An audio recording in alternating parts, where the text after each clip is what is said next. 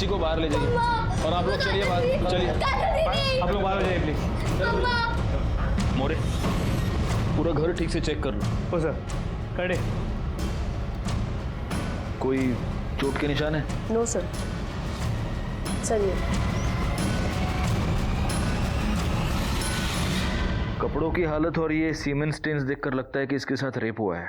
Sir जब हम आए तो घर लॉक था, तो मे बी जो ओनर है घर का उसी ने रेप और मर्डर किया होगा। सर अंदर एक लड़की का आधार कार्ड मिला, इसी का है, नाम काजल, बाप का नाम बिरजू यादव। इस पर एड्रेस होगा, इसके घर वालों को इन्फॉर्म करो और उन्हें पुलिस स्टेशन बुला। और इस फ्लैट का ओनर चंपक, क्या चंपक अग्रवाल सर। अग्रवाल, उसको भी पुलिस स्टेशन बुला। सर ये बाकी के कैमरेस क्यों नहीं चल रहे हैं? सर सोसाइटी में मेंटेनेंस का काम चल रहा है इसीलिए। ठीक है, 27 तारीख का फुटेज दिखाइए। जी सर।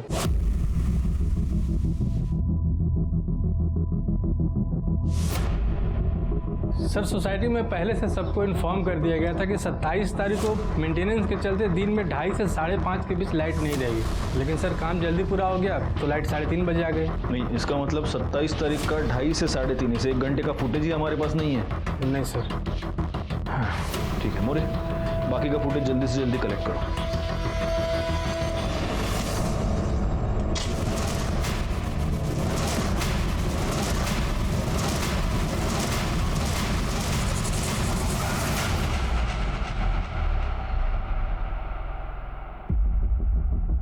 रिया, तुम ठीक हो? क्या हम बात कर सकते हैं? जी। मुझे एक बात बताओ, तुम्हारी काजल दीदी को तुम कब से जानती हो? 6 महीने पहले, जब वो हमारी बिल्डिंग में नहीं आई थी।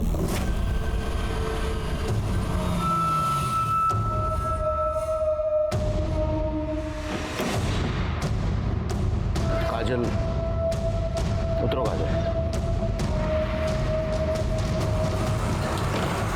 चलो। उन्होंने मुझे बताया था कि उनकी आई उन्हें छोड़कर चली गई थी। हम बोल रहे हैं थोड़ा सब्र करो, सब ठीक कर देंगे। अरे तुम्हारा बाप कौन सा बहुत बड़ा धंधा सेठ रहा जो हमें बातें सुना रही हो? हमारे बाप पे जाने की औकात नहीं है तुम्हारी। 2 कौड़ी के आदमी है तुम। चिटकुट पत्नी करने के अलावा तुम्हारे पास और कोई काम है क्या? हमें नहीं रहना है, हम जा रहे हैं। हमें छोड़कर मत जाओ, हम नहीं रह पाएंगे। हमें साथ लेकर चलो, हम नहीं रह पाएंगे। देखो बिटिया, हम आएंगे तुमको लेने, पर अभी नहीं लेके जाएंगे। नहीं रह पाएंगे। काहे नहीं लेके जा सकती?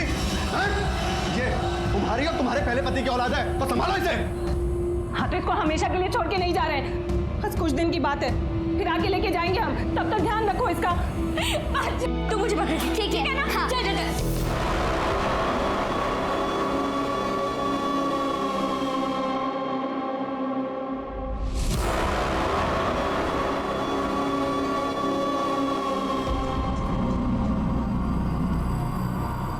काजल, काजल,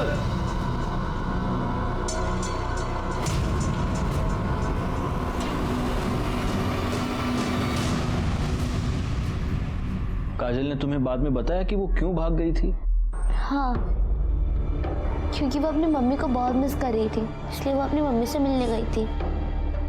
फिर काजल दीदी कभी भी अपने घर नहीं गई, उनका फ्लैट से निकलना भी बंद हो गया। तुम क्या है? वो अंकल, मुझे काजल दीदी को अपनी नई डॉल दिखानी थी। काजल दीदी नहीं है, वो अपने घर चली गई, अब कभी नहीं आएगी। मुझे पता था अंकल, वो अंदर ही थी। मैंने उनसे बहुत बार बात करने की कोशिश की, मगर डोर लॉक्ड था, मगर अंदर से आवाज आ रही थी।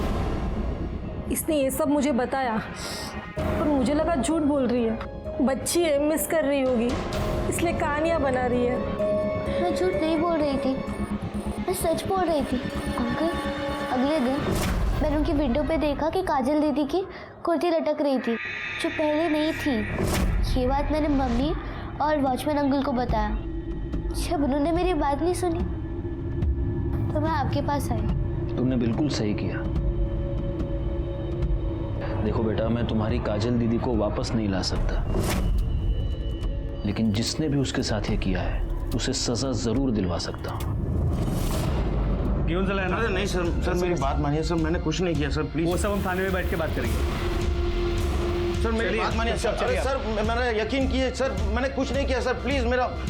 आपने कुछ नहीं किया? नहीं सर। फिर फोन बंद क्यों था आपका? सर वो मैं पनवेल गया था तो मैं चार्जर घर पे भूल गया था, तो फोन की बैटरी डाउन हो गई थी सर। सर सच्ची सर मेरी बात, आप चुप रहिए। सर मैंने कुछ नहीं किया सर, बाकी बातें थाने में मानिए करते हैं, सर। अरे sir sir sir please sir.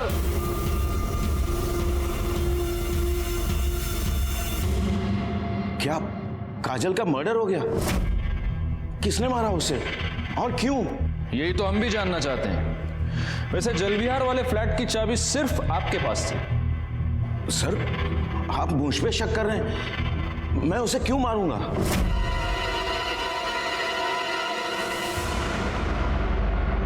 वाह बिरजू, बिना पैसे दिए ही जा रहा है। चप्पल सेठ आप? अरे काहे का सेठ? जिसके तेरे जैसे कर्जदार हो उसे कंगाल होने में ज्यादा समय नहीं लगेगा। देख, पहले मेरे 8 लाख रुपया वापस कर, फिर यहां से हिलने की सोचना, क्योंकि बिना पैसे मैं तुझे मरने भी नहीं दूंगा। सेठ जी हम तो बस नई जगह नया काम ढूंढ रहे हैं सेठ जी, ताकि 2 पैसे कमा के आपकी उधारी चुका सके। सेठ जी थोड़ी मोहलत दो ना। मोहलत? अरे बहुत दे दी मोहलत और बहुत कर लिया विश्वास। देख, अब या तो तू मेरे पैसे वापस दे दे या कोई गारंटी। तो पहले से ही सब कुछ गिरवी रख चुके हैं सेठ जी, हमारे पास कुछ नहीं है सेठ जी। वो तू देख ले, पर आज मैं यहां से हिलने वाला नहीं।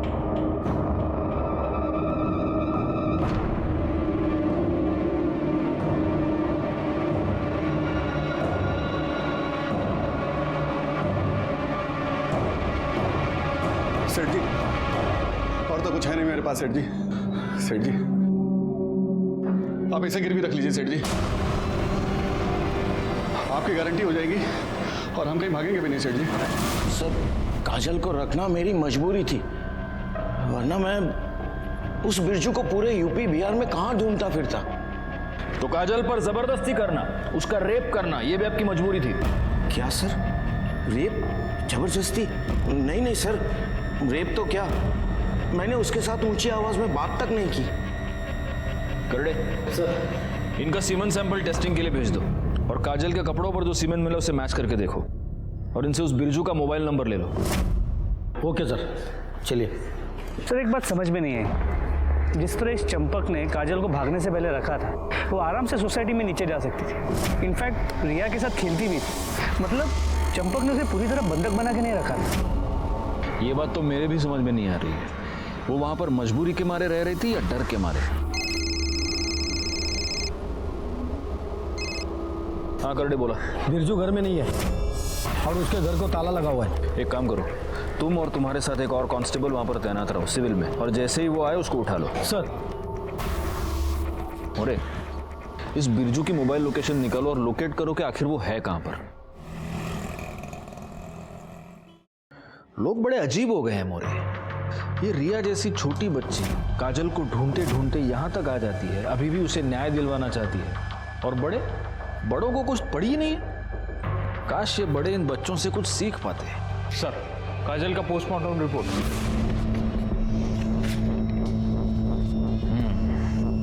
मौत का समय दोपहर को 2:30 से 3 के बीच। मौत गला दबाने की वजह से हुई है और मौत से ठीक पहले उस पर रेप किया गया है। वो तो उसकी कपड़ों की हालत से क्लियर था सर। एक और बात है मोरे, जब काजल की मौत हुई तब वो 2 महीने की प्रेग्नेंट थी।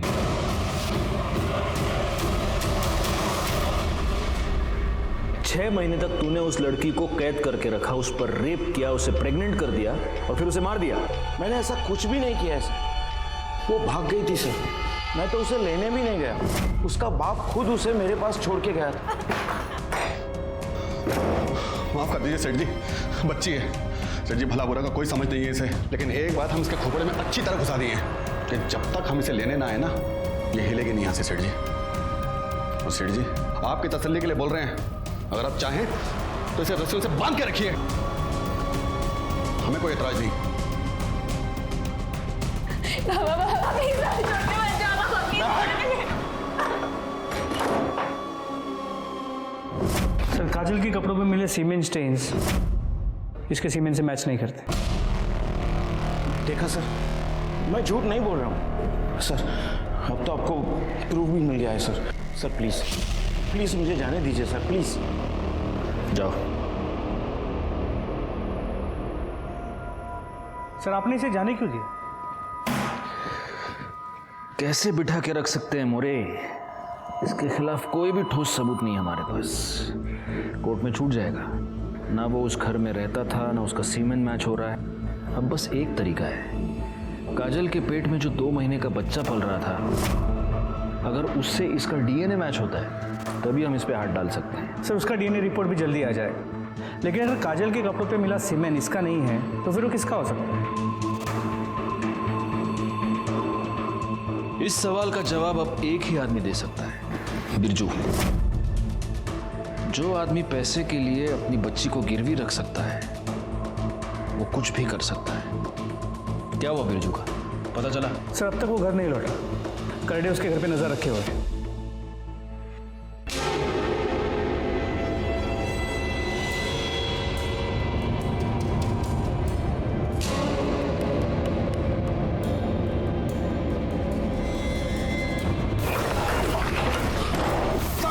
भागने की इतनी भी क्या जल्दी है? पहले बड़े साहब को तो मिल। साहब मैंने क्या किया साहब? चल चल। सौतेला बाप होने का बहुत अच्छा फर्ज निभाया तुम। साहब हम सौतेले से ही मगर सगे से भी ज़्यादा प्यार किए हैं उसको। उसकी माँ के जाने के बाद भी हम ही देखभाल किए थे साहब उसकी। हाँ हम जानते हैं कैसे देखभाल किया तूने। चल ये बता, 27 तारीख को दिन में कहाँ था तू? साहब हमेशा की तरह काम की खोज में इधर उधर भटक रहे थे साहब। तो तेरे को जब काम नहीं मिलता तो तू चोरों की तरह अपने ही घर में घुस के आते, या आज कुछ स्पेशल था तेरा? हाँ बैंक वालों का और चंपक सेठ का कर्जा सर पे चढ़ गया था साहब। बैंक वालों ने तो 1-2 बार हमको पिटवाया भी साहब।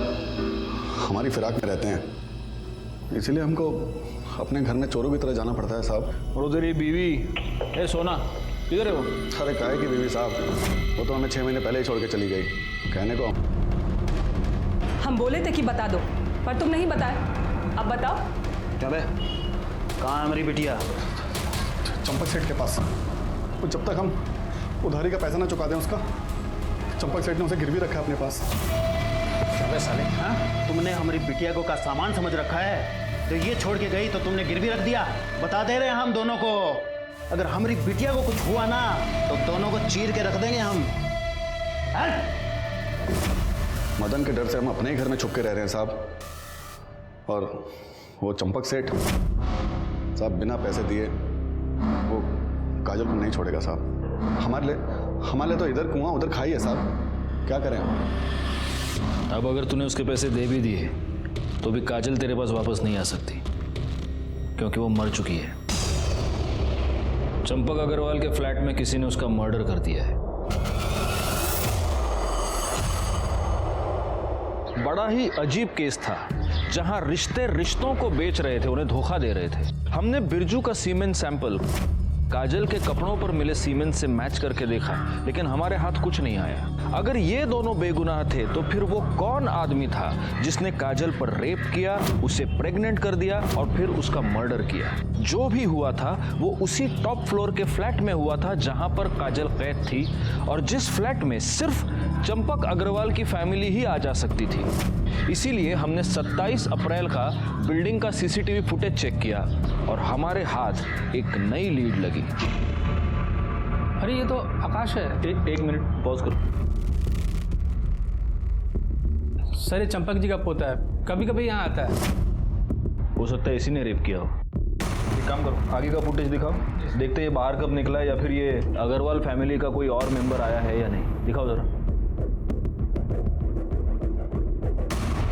बस सर इतना ही है। सर अगर वो आकाश है तो वो दिन में 2:30 बजे आया है और शायद इसी 1 घंटे के बीच वो वापस चला गया, क्योंकि उसके फैमिली का और कोई दूसरा मेंबर आता जाता दिखाई नहीं दिया। ओके मोरे, इस अग्रवाल फैमिली के बारे में पूरी इन्फॉर्मेशन मुझे चाहिए किसी अंदर के बंदे को काम पर लगा दो, कोई मेड सर्वेंट या कोई और। अभी ये चंपक सेठ का फैमिली के बारे में क्या बोलने का मैडम? वो फैमिली में सब जेंटलमैन लोग रहते। जेंटलमैन मतलब? इनकी फैमिली में ना 4 मर्द रहते। एक वो चंपक सेठ, उनका छोटा बेटा प्रवीण, उनका बड़ा बेटा नितिन और नितिन का बेटा आकाश। वो 4 लोग मेरे को घूरने का तो छोड़ो, लेकिन ऐसा आंख उठा के भी नहीं देखते। मैं 3 साल से उनके घर में काम करती है। एक दिन तो ना मैं मैडम एक लाल रंग की साड़ी पहनी थी, तभी इधर का सब लोग मेरे को देख के क्या बोला मालूम? बोला, सुनीता तू तो मार ही डालेगी सबको। मैडम, लेकिन ये घर का लोग कोई भी मेरे को पलट के भी नहीं देखा। एक दिन ना मैडम मैं ऐसा फ्रॉक जैसा ड्रेस पहनी थी, तब मैं सोची थी कोई नहीं तो यह आकाश तो मेरे को जरूर देखेगा। उसका तो अभी उम्र है ना, ये उम्र में तो सब चलता है, लेकिन वो भी नहीं देखा। वो तो दिन भर ना वो उसके आइटम है ना पूजा, उसके साथ फोन में लगा रहते, बात करते। दोनों का लफड़े की वजह से ना घर में एक दिन बहुत बड़ा राड़ा हो गया। मतलब इस आकाश को छोड़ के घर में सब ठीक ठाक, सीधे हैं एकदम। अभी संत आदमी बोले तो नितिन भाऊ वही घर का सब काम काज देखता है, और ये प्रवीण भाऊ वो तो दारू पी के आता है रोज। ये बताइए चंपक अग्रवाल कैसा आदमी है? अभी चंपक सेठ क्या खराब होएगा मैडम, अभी उसका उम्र बच्चा है क्या? और ये नीतू मैडम है ना, ये सबको ऐसा सीधा करके रखी है। हाँ, नीतू कौन है? नीतू बोले तो प्रवीण भाऊ की बाइको। चंपक सेठ और नितिन भाऊ की बाइको तो बहुत पहले गुजर गई मैडम, और ये नीतू मैडम है ना, वो ये सबको संभालती है। अब एक नीतू मैडम अकेली औरत है घर में, और उसका भी प्रवीण भाऊ से बहुत राड़ा चलता है। ये लेडीज परफ्यूम की स्मेल तुम्हारी शर्ट से क्या कर रही है? अरे ये तुम्हारा है। मेरा है? मेरा तो नहीं है, मैं इस शेड का परफ्यूम नहीं लगाती हूँ। तो और किसका होगा? हा? मतलब अब तुम घर से बाहर जाके मुंह मारना शुरू कर दिए है ना? यही सब रह गया था। इस तरह से बात मुझसे किया मत करो तुम। बहुत मूर्ख समझ के रखा है मुझे। वो प्रवीण भाऊ को क्या, चंपक सेठ को भी किसी लड़की के लिए बहुत सुनाई थी एक बार। अच्छा, इस घर में कोई लड़की भी रहती है? इस घर में नहीं मैडम, वो मालाड वाले घर में है ना, उधर रहती है। ये चंपक सेठ है ना, एक जवान छोकरी को मालाड वाले घर में रखा है। वो लड़की को लेके ना एक दिन बहुत राड़ा हो गया था घर में। तुमने जल विहार वाले घर की चाबियां किसी को दी थी? हाँ, प्रवीण लेके गए थे 2-3 बार चाबी तो। क्यों? तुम वहाँ क्या करने गए थे? बाबा वो मैं सोसाइटी की मेंटेनेंस का बिल भरने गया था, और 1-2 बार वो सोसाइटी की मीटिंग थी तो उसलिए गया था, लेकिन मैं फ्लैट पे नहीं गया था, नीचे से वापस आ गया था। तो चाबी क्यों लेके गया था? अरे बाबा वो इसलिए कल को कोई इमरजेंसी पड़ जाए, फ्लैट पे कोई काम आ जाए तो चाबी तो होनी चाहिए ना अपने पास में। पापा अब इतने सवाल क्यों कर रहे हैं? और ऐसा भी क्या हो गया, घर ही तो है हमारा। और वैसे तो आकाश भी लेके गया था एक बार चाबी। आकाश, आकाश बाहर आओ। आकाश, 1 मिनट कॉल कर वापस। जी दादाजी, तू अपने पुराने फ्लैट पे गया था? फ्लैट पर? हाँ, वो मैं गया था, ऐसे ही उस घर की याद आ रही थी तो सोचा एक बार होकर आ जाऊं। अच्छा, बड़ी याद आ रही थी तुझे। ये बता, काजल के साथ क्या किया? काजल? कौन काजल? अच्छा, वो मेड काजल। दादाजी मैं उसके साथ क्या करूंगा, वो वही घर पे थी, मैं तो बस घर देखा और वापस आ गया। मतलब सुनीता के मुताबिक आकाश जल विहार गया था, लेकिन उसने काजल के साथ कुछ किया नहीं। Yes sir. सर, सुनीता से इन्फॉर्मेशन मिलने के बाद मैं आकाश से मिलने चंपक अग्रवाल के घर भी गई थी, लेकिन वो वहाँ नहीं था। सर, नितिन ने बोला कि वो कहीं घूमने गया है, कहाँ गया है, कब आएगा, किसके साथ गया है, कोई इन्फॉर्मेशन नहीं है सर। अच्छा सर, उसके कोई दोस्त का नंबर भी नहीं है। मतलब दोस्तों के नंबर नहीं है और आकाश फोन उठा नहीं रहा। जी, हमें जैसा दिखाया जा रहा है वैसा है नहीं। Anyway, good job Sawan. Okay sir, okay. More, एक काम करो, इस आकाश अग्रवाल के नाम का लुकआउट नोटिस निकालो, और जब तक वो ना मिले उसकी वो गर्लफ्रेंड पूजा, उससे पूछताछ कर दे। लेकिन सबसे पहले हमें चलकर रिया से बात करनी होगी। आओ रिया, ये चॉकलेट तुम्हारे लिए। अंकल, मुझे चॉकलेट नहीं खानी। काजल दीदी को किसने मारा? आपको उनके बारे में पता चला? उसी के लिए हमें तुम्हारी मदद चाहिए। मोरे, ये देखो, तुम इसे जानती हो? हाँ, ये आकाश भैया है, चंपक अंकल की ग्रैंड से। अंकल, ये भैया बहुत बुरे हैं, ये मुझे बिल्कुल अच्छे नहीं लगते। बुरा है? क्यों बुरा है? क्या किया इसने?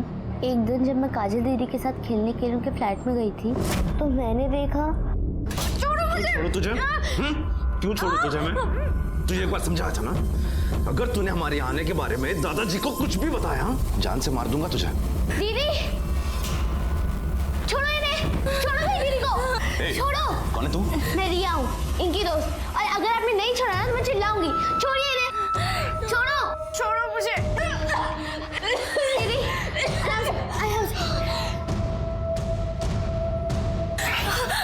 जो मैंने कहा उसे याद रख। चलो। अच्छा, आप एक बात बताइए मोरे, ये आकाश के पिता नितिन या फिर इनके भाई प्रवीण, इन दोनों को आपने बाद में कभी आपकी सोसाइटी में देखा है? जी, प्रवीण भाऊ को मैंने सोसाइटी मीटिंग में 1-2 बार देखा है। तो नितिन भाऊ को जब से इन लोग शिफ्ट हुए ना, 2 साल हो गए, तब से यहाँ नहीं देखा। नितिन भाऊ बहुत अच्छे इंसान है, पर उनका बेटा वो तो एकदम आवारा बन गया है। और ये प्रवीण भाऊ वो तो नितिन भाऊ से एकदम उल्टे। दारू पीना, तमाशा करना, वॉचमैन के साथ मारामारी करना, ये उसका रोज़ का काम है। इसीलिए सोसाइटी में उसकी कंप्लेंट हो गई थी। उसी के बाद चंपक भाऊ ने यहाँ से शिफ्ट कर लिया। ठीक है, हम चलते हैं। रिया, और ये चॉकलेट तुम्हारे लिए। अंकल, आप काजल दीदी को जिसने मारा है अपने पकड़ तो लोगे ना? बहुत जल्दी पकड़े। हाँ? क्या सावंत मैडम, आपको कुछ सुनाई दिया? No sir. मोरे, तुमने सुना कुछ? कुछ सुनाई नहीं दे रहा। वॉल्यूम बढ़ाइए थोड़ा अपना। हाँ चलो बताओ। सर, मेरे और आकाश के रिलेशनशिप में कोई कमिटमेंट नहीं था, वो बस सेक्सुअल था। देखो पूजा, कुछ भी बोलने से पहले जरा सोचना, क्योंकि अगर तुमने झूठ बोला तो सावंत मैडम तुम्हें इतना मारेंगी कि बाद में तुम कुछ भी बोलने के काबिल नहीं रहोगे। जो भी बोलना सच बोलना, ओके? हाँ चलो बोलो, क्या हुआ फ्लैट में? सर, उस दिन मैं और आकाश बेडरूम में थे।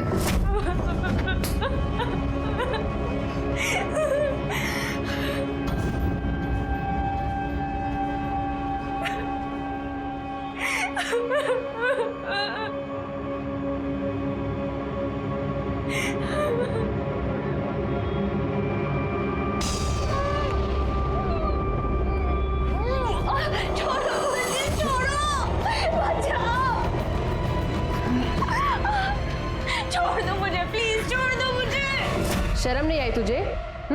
एक लड़की होके दूसरी लड़की के साथ ऐसा करते हुए? तेरी माँ को बताऊं तेरी हरकत के बारे में? मुझसे गलती हो गई, प्लीज मेरी आई को कुछ मत बोलना। आकाश कहाँ है? सर, मुझे नहीं पता आकाश कहाँ है। वो तो मेरा फोन भी पिक नहीं कर रहा है। जल्दी जल्दी आओ, इधर खुदाई का काम करो, थोड़ा पानी का टाकी बनाने का है। आओ, इतना चौको ना करो। हाँ, संभालो, संभाल के जरा। अरे ये क्या है? हटो, पीछे हटो।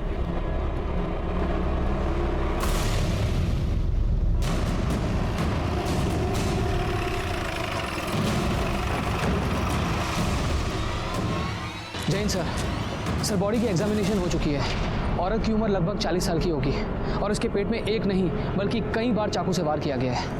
सर, बॉडी की हालत देखकर यही लग रहा है कि इसकी मौत कम से कम 2 से 3 दिन पहले हुई होगी। सावंत, बॉडी को पोस्टमार्टम के लिए भेज दो। करडे, बगा जरा आसपास का सापड़ता का आई कार्ड, मोबाइल। तो सर मोरे, इन लोगों से जरा ठीक से पूछताछ करो। चेक किया जिसमें से एक नया सच सामने आया जो चंपक के बेटे प्रवीण से जुड़ा हुआ था। सर, ये आप मुझे क्यों दिखा रहे हैं? इसलिए दिखा रहे क्योंकि तूने ये कहा था कि तू जल विहार वाले फ्लैट पर कभी गया ही नहीं। जी, लेकिन काजल के मर्डर से 1 हफ्ते पहले यानी 20 तारीख को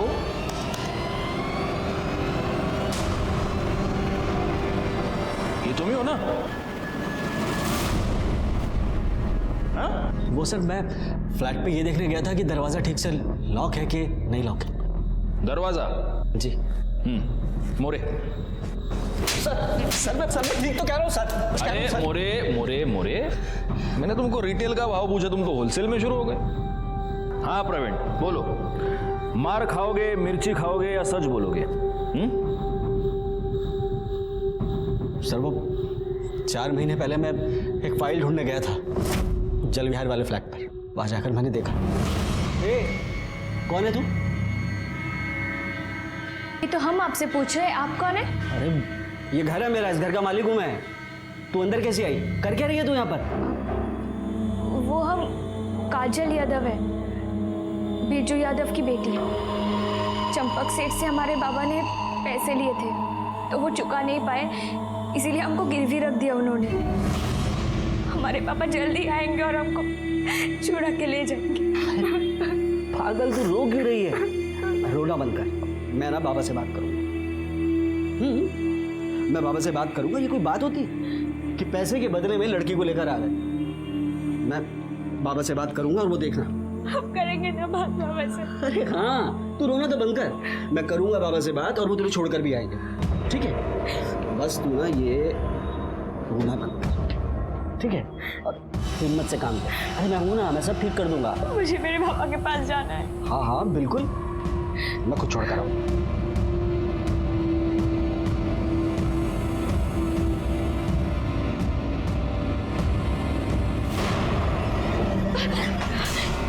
क्या कर रही है तू? अपने आजाद होने की कीमत तो देनी पड़ेगी ना। अब ज्यादा नखरे मत कर। छोड़ो मुझे, छोड़ो। बाबा तो सिर्फ तुझे लेकर आए थे, मैं ना तेरे बाप का खरीद छीन लूंगा, समझी ना? ये जो झूठ मूठ की आजादी तुमने उस बेचारी लड़की को दे रखी थी, उसकी कीमत कितनी बार वसूल की तूने? हाँ तो ठीक से याद नहीं है, लेकिन 3 या 4 बार।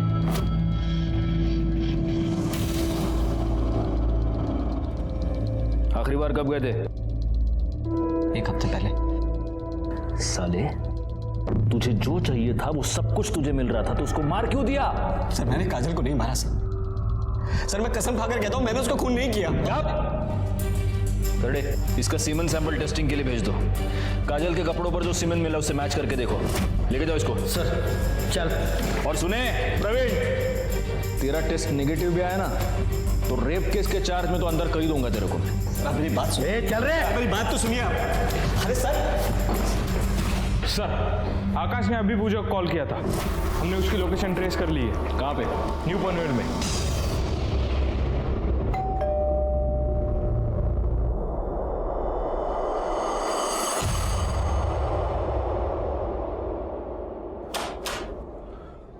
क्या है साहब? वो आपसे कोई मिलने आए हैं।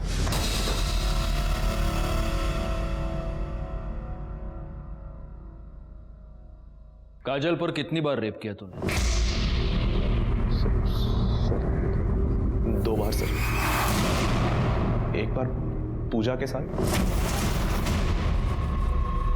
दूसरी बार last month. Sir sorry sir, मैंने बहुत ज़्यादा पी रखी थी सर, और उसके बाद पूजा भी अवेलेबल नहीं थी सर, तो मैं वहाँ चला गया।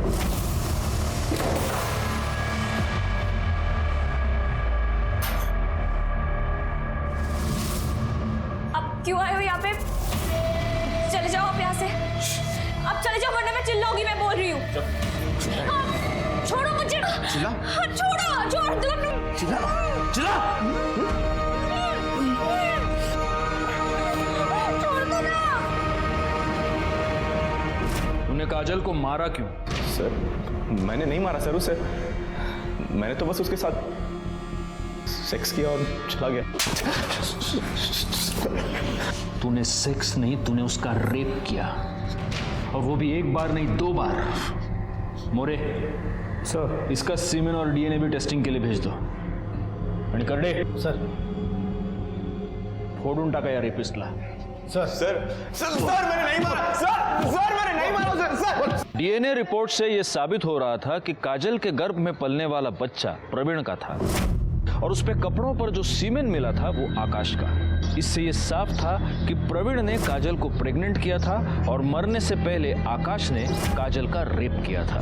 लेकिन अभी भी ये साफ तौर पे साबित नहीं हो पा रहा था कि काजल का मर्डर किसने किया, क्योंकि आकाश का अब भी ये कहना था कि उसने काजल को नहीं मारा। दूसरी तरफ सोना की पीएम रिपोर्ट से ये साफ था कि उसकी मौत पेट में चाकू मारने की वजह से हुई थी। और तभी सोना की सीडीआर डिटेल्स हमारे सामने आई। सर, सोना की कॉल रिकॉर्ड के मुताबिक वो एक शंकर राय नाम के आदमी के साथ रेगुलर टच में थी। ये शंकर राय एक हिस्ट्री शीटर है जो चोरी के लिए जेल जा चुका है। ये शंकर राय फिलहाल एक पप्पू नाम के आदमी के साथ रहता है जो चाबी बनाने का काम करता है। अब सर, सबसे इंटरेस्टिंग बात यह है कि 27 अप्रैल को दोपहर 3:37 पे ये शंकर और पप्पू जल विहार बिल्डिंग के सीसीटीवी फुटेज में देखे गए सोसाइटी से बाहर निकल रहे हो 3:37 पे। यानी काजल के मर्डर के बाद। उठा लो दोनों को।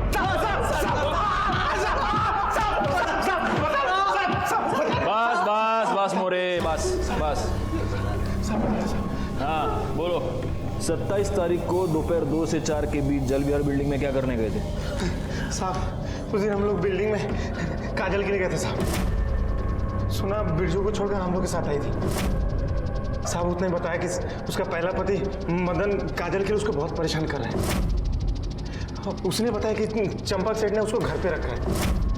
वो चाहती थी कि मैं काजल को वहाँ से निकाल कर उसको दे दूँ ताकि वो अपने पति को देखे और छुटकारा पा ले। साहब, ये पप्पू है, चाबी बनाता है साहब, इसकी हेल्प ली थी साहब। वो टॉप फ्लोर था, इसलिए जब भी कोई आ रहा था तो हम लोग भाग के छत पे जाके छिप जा रहे थे साहब। कितने बजे घुसे थे बिल्डिंग में? साहब तकरीबन 2:45 बजे का टाइम था साहब। पप्पू ने बाहर वाले ताले की चाबी बना लिया था, सिर्फ लैच बनाना बाकी था। हम लोग बना रहे थे, तभी लगा कि लिफ्ट से कोई आ रहा है साहब। हम लोग भाग के छत पे जाकर छिप गए थे साहब। कौन था?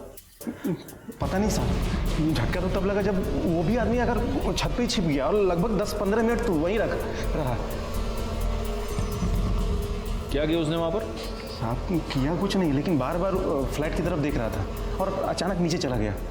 हम लोग वहीं रुके, हम लोग देखे कि कोई आने वाला तो नहीं है। जब लगा कि नहीं आने वाला है तो हम लोग भी नीचे गए और जो चाबी बनाया था उसको खोल के अंदर गए। अंदर जाकर देखा तो साहब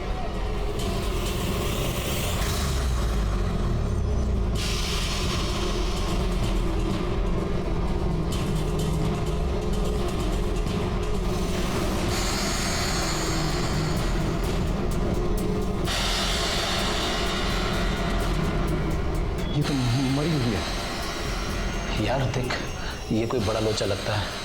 इससे पहले कोई हमें देख ले, यहाँ से निकल लेते हैं। उस आदमी को पहचान सकते हो? स्केच बनवा सकते हो उसका?